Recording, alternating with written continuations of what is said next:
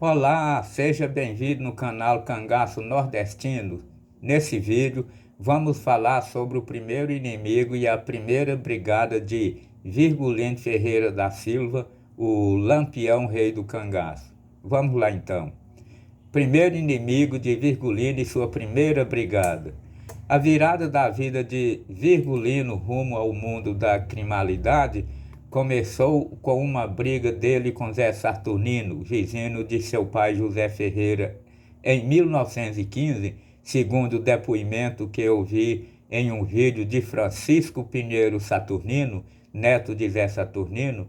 Seu avô era muito amigo de Virgulino e os dois sempre saíam junto para campear. Campear é procurar animais no campo para pegar. Naquela época, quem era bom vaqueiro tinha então a fama de bom vaqueiro e Virgulino era um deles.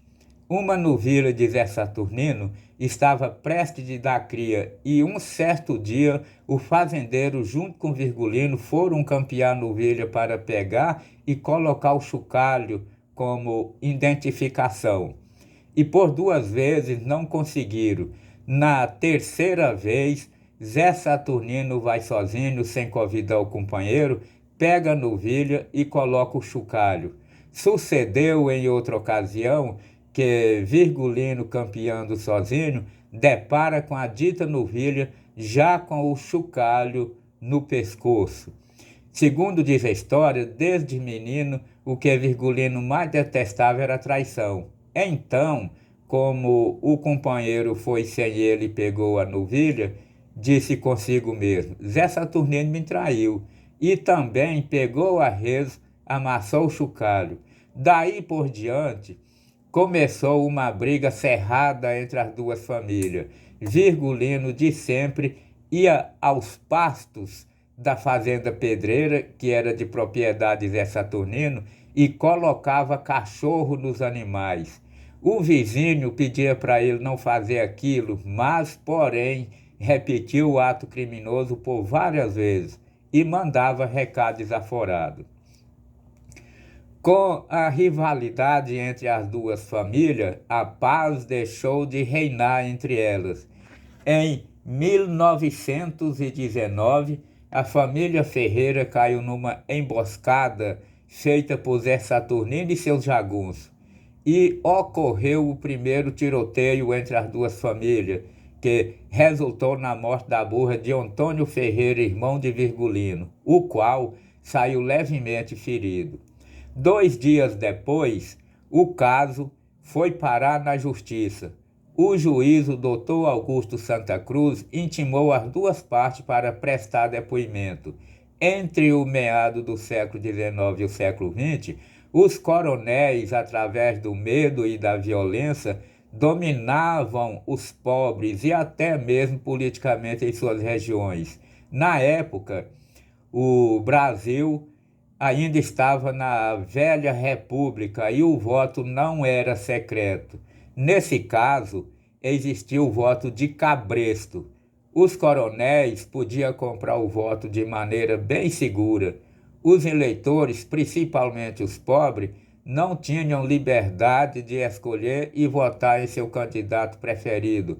Os coronéis, líder político, cada um dominava sua região e impunha as suas próprias leis ou condições. Os coronéis chegavam e falavam para seus empregados agregados e também para os outros eleitores em geral da região que dominava, e lhes diziam: ou você vota em que eu mandar, ou não terá mais aquele dinheiro emprestado para ir pagando aos poucos da maneira que puder. Os agregados era ameaçado a ser expulso da fazenda caso não votasse para o coronel. Em alguns casos diziam: ou você vota em mim ou eu te mato. E como Zé Saturnino pertencia a uma dessas famílias muito poderosa que dominava politicamente toda aquela região, Zé Saturnino apenas dirigiu-se para Virgulino e disse-lhe: arranje um advogado para sua defesa. E Virgulino então saiu procurando um advogado ou outro alguém para que pudesse lhe ajudar no processo. Mas, como se tratava de um membro da família Carvalho, a mais poderosa da época na região, Virgulino não achou nenhum advogado nas ruas de Vila Bela que quisesse se envolver na questão. Então, Virgulino, por ser trabalhador, ficou muito contrariado e, sentindo-se humilhado, foi em uma loja, comprou 2 rifles e 200 balas e mandou um recado para o juiz dizendo assim: avisa ao excelentíssimo juízo que eu já estou com 2 advogados e 200 testemunhas para resolver este meu caso. A partir daí, então, entre a família Carvalho e a família Ferreira, passou a ter cheiro de pólvora no ar. Virgulino Ferreira da Silva entrou na vida cangaceira e, em breve, passaria a ser chamado de Lampião Rei do Cangaço. No próximo vídeo, falaremos no ataque de Virgulino na fazenda pedreira que pertencia a Zé Saturnino. Muito obrigado, tchau e até o próximo vídeo.